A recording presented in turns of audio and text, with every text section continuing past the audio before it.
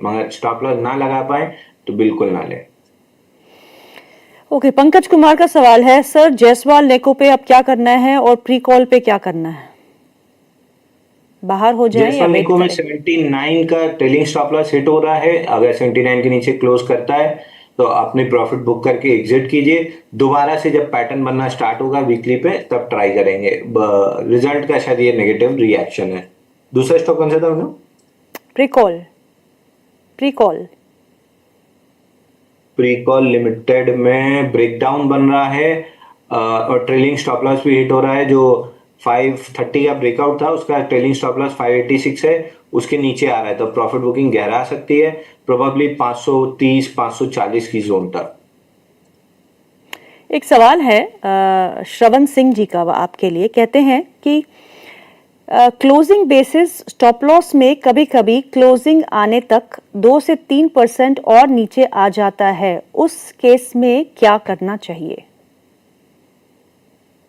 हर चीज पैकेज के साथ आती है, कुछ अच्छा कुछ बुरा। मीशो का एग्जांपल हमने देखा ही था, आईपीओ लो 2 दिन 3 दिन उसके नीचे गया लेकिन क्लोजिंग नहीं किया, और जब शॉर्ट स्क्वीज आया तो 168 रुपए से 250 रुपए तक पहुंच गया मीशो लिस्टिंग के 3-4 दिन बाद। तो हर चीज के अपने फायदे और नुकसान है। आप इवेंचुअली शॉर्ट शॉर्ट ट्रेड अपनी कर लीजिए, उसका एक एनालिसिस कर लीजिए नोट बना के कि आपको ज्यादा फायदा क्लोजिंग बेसिस स्टॉप लॉस में था या इंट्राडे स्टॉप लॉस में था। जो भी आपको सूट कर रहा है उस हिसाब से कर लीजिए। मुझे क्लोजिंग स्टॉप लॉस ज्यादा सूट करते हैं, मैं वही प्रेफर करता हूँ और मैं वही रिकमेंड भी करता हूँ आप। बट किसी को भी ब्लाइंडली बिलीव करने से पहले अपने सॉर्टेड उसकी एक्सेल बना लीजिए, उसको एनालाइज करके स्टडी कर लीजिए कि अगर क्लोजिंग लगाया होता तो क्या मेरा एंड रिजल्ट होता और इंट्राडे लगाया होता तो क्या एंड रिजल्ट होता। जो बेहतरीन है वो अपने हिसाब से सिलेक्ट कर लीजिए।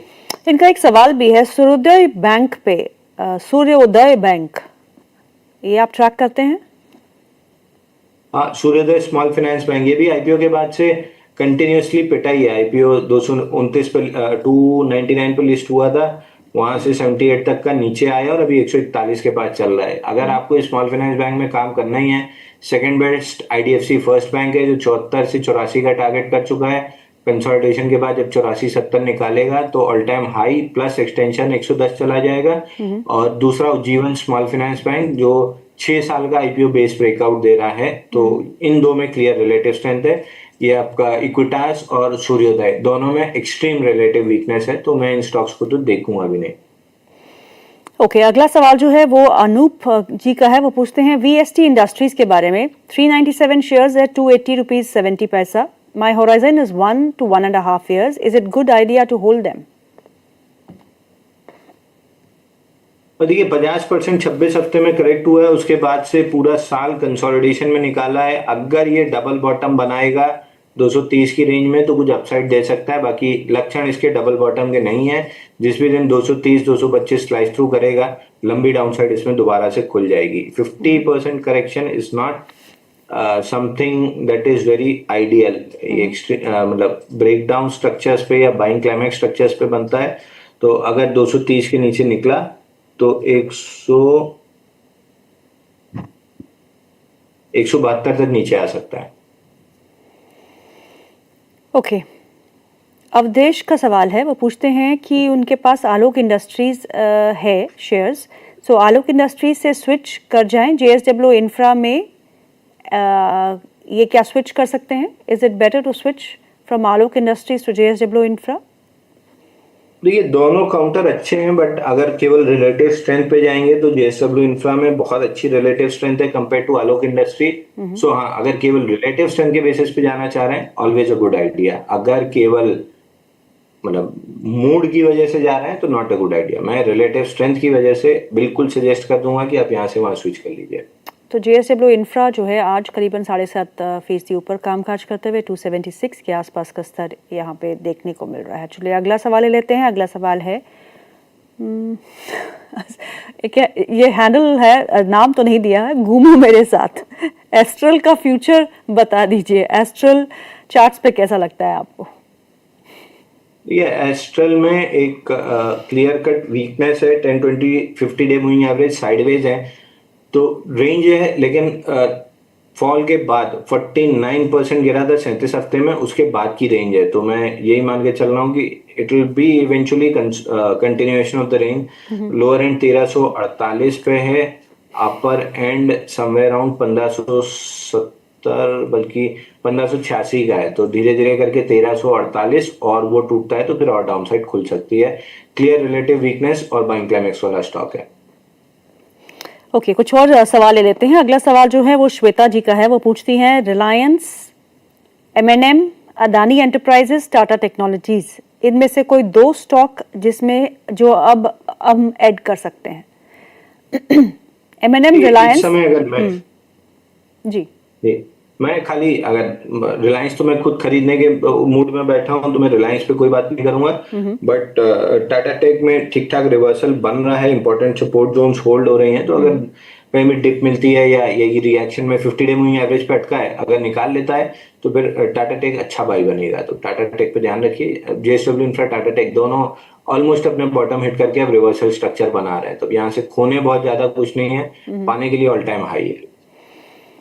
ओके, अगला सवाल जो है वो है इंद्रनील रॉय का। वो पूछते हैं एबीडीएल के बारे में। एबीडीएल उनके पास शेयर है जो उन्होंने 513 रुपए के भाव पे लिया है। Is it right time to average it out?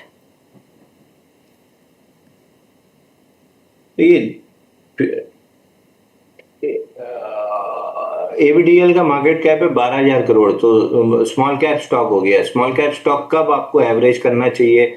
मतलब 1.5 साल में मैंने कौन सी आपको ऐसी अपॉर्चुनिटी बता दी है जहां मिड कैप स्मॉल कैप में एवरेज करना चाहिए?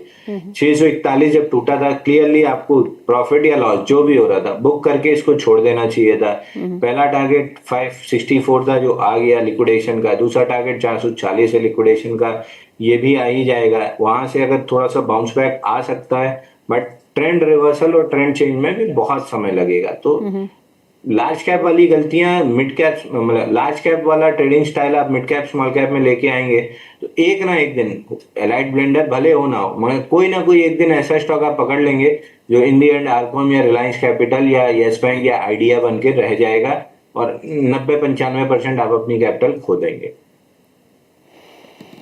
ओके, अगला जो सवाल है वो है हेमंत भारद्वाज का। वो पूछते हैं, 30 रुपए पे साउथ इंडियन बैंक खरीदा था, प्रॉफिट हो रहा है, वसूल लूं या 1 साल तक रखूं? देखिए, साउथ बैंक में हमने काफी डिस्कस भी किया था कि 30 रुपए पे 75, 31 एग्जैक्टली 30 रुपए 97 पैसे पे 75 हफ्ते का ये कपनैडल ब्रेकआउट आया है। इस स्टॉक को लॉन्ग करके रखना चाहिए। समवेयर अराउंड 45 का पहला टारगेट रहेगा और उसके बाद 49 का दूसरा टारगेट रहेगा। 45 आया है लेकिन कहीं से भी वीकनेस नहीं है, क्योंकि बाकी union bank, bank of India, इनमें भी स्ट्रेंथ दिख रही है। तो और बैंक निफ्टी में भी क्लियर रिलेटिव स्ट्रेंथ है। होल्ड करना चाहिए। ज्यादा है, एक स्टॉप लॉस गैप क्लोजिंग का 42 ले लीजिए, बट आई वुड सजेस्ट कि अगर डर लग रहा है तो आधा बुक करके आधा 49 तक के लिए प्ले कीजिए, या पूरे पे 42 का स्टॉप लॉस ले लीजिए। आइडियली तो आधा बुक करके आधा 49 के लिए रखना चाहिए। ओके, अगला सवाल जो है वो है फारूक मुमताज का। वो पूछते हैं, सीईएससी उनके पास 200 शेयर है जो उन्होंने 174 रुपए के भाव पे खरीदे हैं, लॉन्ग टर्म के निवेशक है, आपसे सलाह मांग रहे हैं। देखिए, सीएससी में वीसीपी पैटर्न बन रहा था 181 के ब्रेकआउट का, हम वेट कर रहे थे। ब्रेकआउट तो आया नहीं, पिछले 3 हफ्ते में दाढ़ गड़ा के लॉन्ग लिक्विडेशन जरूर आ गया। जितने लोग पैटर्न प्रीएम्प्ट करते हैं, अगेन फिर सीएससी आपके लिए इसको मैडम आप करा दो 1 ईयर का चार्ट। 1 ईयर में वैसे आएगा नहीं, लेकिन फिर भी बहुत हद तक क्लियर कवर हो जाएगा। ये जो पीछे से आ रहा है, ये कब था, ये ऊपर आया, ये कब कंप्लीट हुआ, ये फर्स्ट हैंडल, ये सेकंड वीसीपी बन रहा था। जितनों ने प्रीएम्प्ट किया कि थोड़ा सा सस्ता ले लें, 180 में महंगा मिलेगा, उनको आप सस्ता लेने के बाद और सस्ता और सस्ता और सस्ता मिलता जाएगा। तो इसीलिए मैं बार बार बोलता हूँ महंगा लीजिए। 181 के ऊपर महंगा लिए होते तो 220 रुपए में और महंगा बिकता है। 170 में सस्ता ले लिए हैं तो 147 तक और सस्ता बिकने की उम्मीद है। और अगर 147 नहीं रुका तो फिर और नीचे और सस्ता आपको मिलेगा 135 तक। तो 181 पार होने तक तो मेरा इंटरेस्ट ही नहीं है इस काउंटर में। ओके, अमल का सवाल है। वो पूछते हैं, मन्नापुरम खरीद सकता हूं अभी?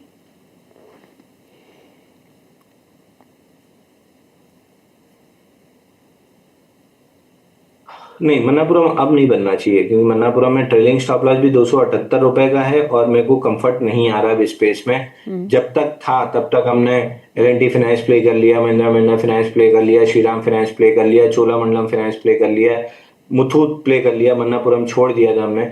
अब ये सारे स्टॉक्स ऑलमोस्ट फैग एंड पे हैं, तो यहाँ से possibility of making good money कम है और ट्रेलिंग स्टॉप लॉस हिट होने की प्रोबेबिलिटी थोड़ी सी ज्यादा है। तो मेरे को अब मैं यहाँ फ्रेश बाई तो नहीं करूंगा। हाँ, ये नहीं है कि टॉप आउट हो चुके हैं, अभी और थोड़ा सा जूस बचा है, बट वही है छिलका निकालने के चक्कर में कड़वापन आ जाएगा। तो मीट ऑफ द मूव निकल चुका है, तो मेरा इंटरेस्ट खत्म हो गया। ओके, अगला सवाल जो है वो है जेन टेक्नोलॉजीज पे। उनका बाइंग प्राइस इज 1230, 1230 रुपए में उन्होंने जेन के शेयर खरीदे हैं। आपसे पूछते हैं क्या करना चाहिए। देखिए, जेन टेक्नोलॉजी में तो बाइंग क्लाइमेक्स हुआ था 2300 रुपए पे, पूरा 2300 से नीचे आया 990, पूरा पुल बैक लेके 2300 आया था जून 2025 में, वहां से नीचे आ रहा है। तो फिर 944 का जो स्विंग लो बना था वो टेस्ट करेगा, वो टूटता है तो फिर और डाउन साइड खुलेगी, बट 944 आने की प्रोबेबिलिटी बहुत हाई है। कोई भी पुल बैक 1350 तक मिल जाए, सवाल पूछ लीजिएगा, मोस्ट लाइकली वहां पे एग्जिट की सलाह रहेगी। ओके, देवम का सवाल है, वो पूछते हैं JWL पे, जुपिटर वैगन्स पे 323 पे खरीदा है। What should be the target for short term with stop loss? देखिए, 346 तक आना था, 346 आ गया, वहां से 295 तक पुल बैक भी ले लिया, बल्कि 286 तक वापस ऊपर आया है। वेडनेसडे बड़े वॉल्यूम से, फ्राइडे और आज एकदम इनसाइड बार है। अगर 335 निकाला तो 346 372 प्री बजट रैली में आ सकता है, बट बजट के बाद जब इन सब स्टॉक में चालू होगा पिटाई, तो 272 तोड़ के 126 रुपए तक नीचे आ सकता है। ओके, साक्षी का सवाल है, वो पूछते हैं जैक्सन पॉल फार्मा और विम्टा लैब्स आपने दिवाली पिक में दिया था, अभी ले ले क्या? और नैटको पिरामल फार्मा में क्या करना है सर? विम्टा लैब तो ले लेना चाहिए, जैक्सन पॉल फार्मा अब भी नहीं बन रहा है। 191 के ऊपर जब आएगा तब बाई करेंगे, या फिर नीचे में 156 के आसपास बाई करेंगे। तो जैक्सन पॉल फार्मा, विम्टा तो अभी जरूर ले सकते हैं, जैक्सन में अभी थोड़ा सा टाइम है। ओके, शिवम का सवाल है, वो पूछते हैं HBL इंजीनियरिंग के बारे में, इस स्टॉक में क्या करना चाहिए? HBL इंजीनियरिंग और CG पावर इस समय के तो मेरे फेवरेट काउंटर।